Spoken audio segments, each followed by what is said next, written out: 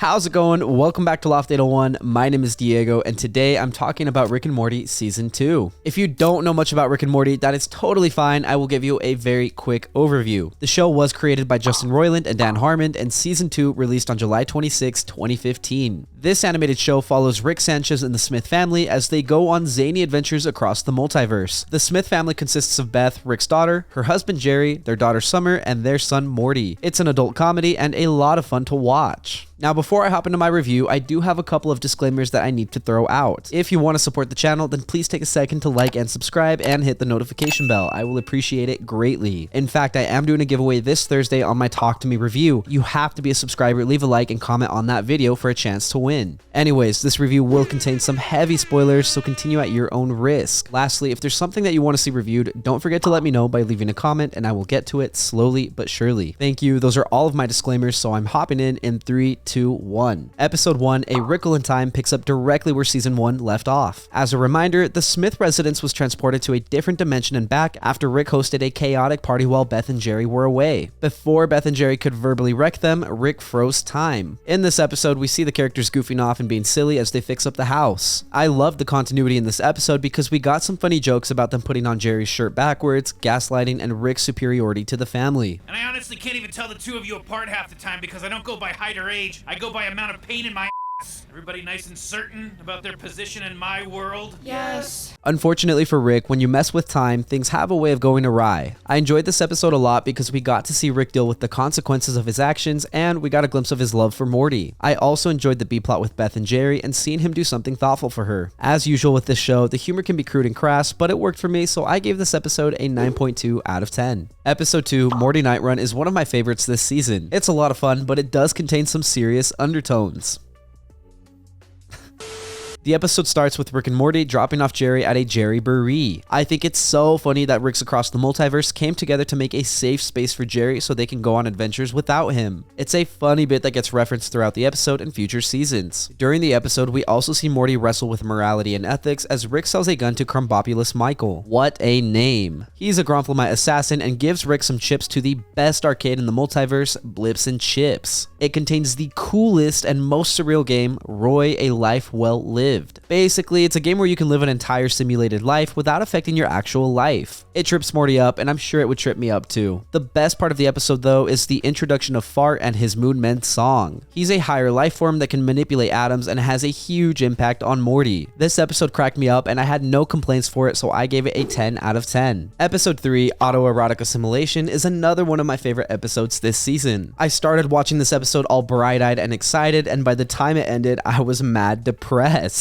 Rick, Morty, and Summer reunite with Rick's ex, Unity. She's a hive mind and has taken over a planet, and we see how destructive and reckless she can be when she's with Rick. The kids see this too and call him out before leaving him on his own with her. Unfortunately for Rick, he's too toxic for Unity and she leaves him with some of the hardest hitting lines in the show. Rick, forgive me for doing this in notes. I'm not strong enough to do it in persons. I realize now that I'm attracted to you for the same reason I can't be with you. You can't change. And I have no problem with that, but it clearly means I have a problem with myself. I've seen this episode several times throughout the years and it never fails to crush my soul. The episode ends with Rick alone in the garage, and I mean alone. Trigger warning here, skedaddle if you need to. He drunkenly attempts to commit suicide and nobody checks in on him for several days. I don't know if it was Do You Feel It by Chaos, Unity's parting words, the loneliness even when around others, or the fact that the outer world moves on regardless of if your inner world is destroyed, but this episode was the most impactful for me. On top of that, the storytelling and the humor were top notch, so I gave this episode a 10 out of 10. Episode 4, Total Rickall, was much more lighthearted than episode 3, and I am so grateful it was because my heart needed something light. This episode involves some mind-boggling madness for the family. Courtesy of Rick, a parasite infects the family and multiplies itself by implanting fake memories in their mind. We're introduced to a variety of wacky zany characters such as Mr. Poopy Butthole, Cousin Nicky, Mr. Beauregard,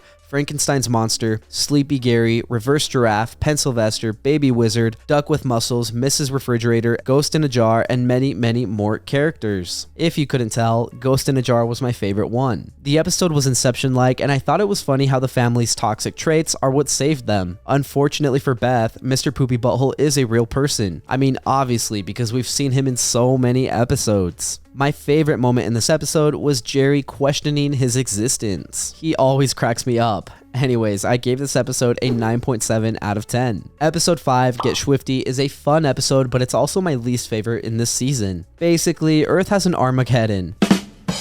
How so stupid.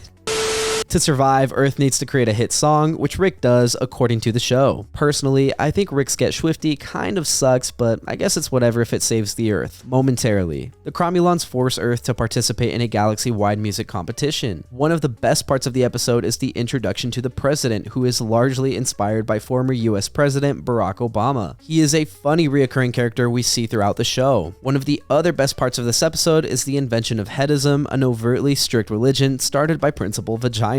I thought it was a good take on how quickly signs can be misinterpreted. Overall, I gave this episode a 9.2 out of 10. Alright guys, we are halfway done with this review. I apologize if it is a little lengthy. If you're still listening, you're the freaking best. The more I think about season 2, the more I realize how emotionally deep a lot of the episodes are. Well, that and how cynical Rick is. In episode 6, The Ricks Must Be Crazy, we see Rick's unethical use of his car battery. It's a microverse battery, and, well, you know what? I'll just let Rick explain it. I put a spatially tessellated void inside a modified temporal field until a planet developed intelligent life. I think it's so interesting how, given enough time, another Rick is born to create the same kind of battery within the microverse. Zeep Zanflorp takes Rick and Morty inside his Flubel crank where they meet Kyle, who is also creating a microverse battery, the Blue Bull Yank. Very creative. It dawns on Zeep and Kyle that they were each created, and everyone gets stuck in the microverse after Kyle does the unreturnable boom. I like this plotline because it pinpoints a lot of the hypocrisy Rick exhibits. The B plot was also WTF crazy. While Rick and Morty are in the battery, Rick's ship is busy keeping Summer safe, and man, it does a good job. I'm not saying it's ethical, but it is effective. This episode impressed me and entertained me all the way through, so I gave it a 10 out of 10. Another episode that I found entertaining was, you guessed it, episode 7, Big Trouble in Little Sanchez. Throughout season 2, Beth and Jerry's marriage has gotten noticeably rockier, so Rick forces them to go to off-world marriage counseling. In their time there, we get an inkling of how toxic their relationship is. You have the single worst marriage I've ever witnessed. It shouldn't exist. While Beth and Jerry are in counseling, Summer begs Rick to hunt a vampire at their school. He concedes and transfers his mind to a high school-age clone of himself. I'm Tiny Rick!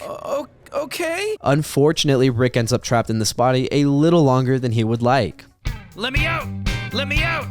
This is not a dance! My favorite part of this episode was the dynamic between Beth and Jerry and their mythologues. The Jerry worm cracked me up, and the Smiths' commitment to stick together made me smile. Like the previous episode, I gave this one a 10 out of 10. If you remember from my season 1 review, the Interdimensional Cable episode was enjoyable, but it was my least favorite. In season 2, I still found it enjoyable, and it was not my least favorite. Episode 8, Interdimensional Cable 2, Tempting Fate, has a ton of zany and eccentric commercials. We see Man vs. Car, Eye-Hole Cereal, Shrimply Pibbles, Jan Quadrant Vincent 16, The Adventures of Steely, Lil Bits, and a bunch of other weird cable shit. One of my favorite things about the episode is that it takes place in an alien hospital because Jerry ingested a mutant bacteria. Within the hospital and the commercials, we get a lot of alien callbacks, and it helps make the Rick and Morty universe feel fleshed out. On top of that, I got a good laugh at Jerry's desire to be liked and the potential loss of his penis. This episode was chaotic and funny, and I gave it a 9.4 out of 10. When it comes to Rick and Morty, it's typically Rick who reveals his darker thoughts and personality through his actions, but in episode 9, Look Who's Purging Now, Morty cracks. Stuck on an Amish-like alien world, they discover the planet participates in an annual cleansing, aka the Purge. In a classic Morty move, he tries to help a girl and gets himself and Rick screwed. Accidentally killing a hilarious and stuffy lighthouse keeper unleashes his repressed rage, and he goes on a rampage that shocks even Rick. This episode was bloody and a bit of a shock, but helped paint a picture of how much Rick's influence is destroying Morty. Dark as it is, I loved it. Rick's redeeming moment comes at the end of the episode when he confronts Morty by lying and saying his purging desires were caused by a Purginal candy bar. This doesn't make up for everything he's put Morty through, but it was nice to see he still cares about his grandson. Because of the character development for both Morty and Rick, I gave this episode a 10 out of 10. Episode 10, The Wedding Squanchers, sees the return of Bird Person and Tammy as the family goes to their wedding. Unfortunately, things turn south when Tammy reveals she's an undercover agent for the Galactic Federation and kills a lot of Rick's friends, including Bird Person. Or does she? Either way, the family is on the run and eventually hides out on a mini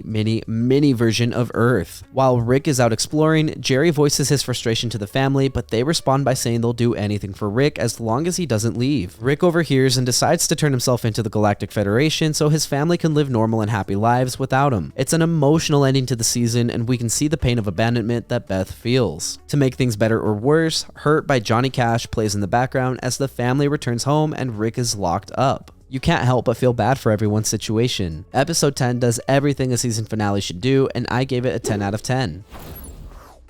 There were a lot of things that I enjoyed about season 2 of Rick and Morty, and I had very few complaints. For starters, I enjoyed the character development for each family member. To be more specific, I enjoyed seeing how Rick's presence has made Morty more irritable, argumentative, impatient, and violent. We see what he is capable of when he finally cracks, and it's scary. We can also see how Rick affects Summer as she lashes out against her parents more often. Rick also causes a lot of tension between Beth and Jerry's marriage. Jerry and Beth can often be selfish, but it still sucks to see their marriage dissolving because Jerry is my favorite character in the show. Something else I really enjoyed about this season was the depression and sadness that Rick exhibits. It's a harsh reality, but it shows Rick dealing with the consequences of his actions. Contrary to his nihilistic belief, things do matter. I'm sorry to beat the same dead horse from my season 1 review, but the writers and animators do a wonderful job of developing the Rick and Morty universe. There are so many references and callbacks to prior episodes, and it's so fun when you spot them. Again, I enjoyed the humor in the show. A lot of it can be crude and crass, but I think it adds to the show's charm. Despite being an animated comedy, I enjoyed a lot of the adult themes it portrayed. It helped make the show feel much more relevant to me. Wrapping up, if you kept track of my previous scores, then you know I gave this season a 7.4 out of 10.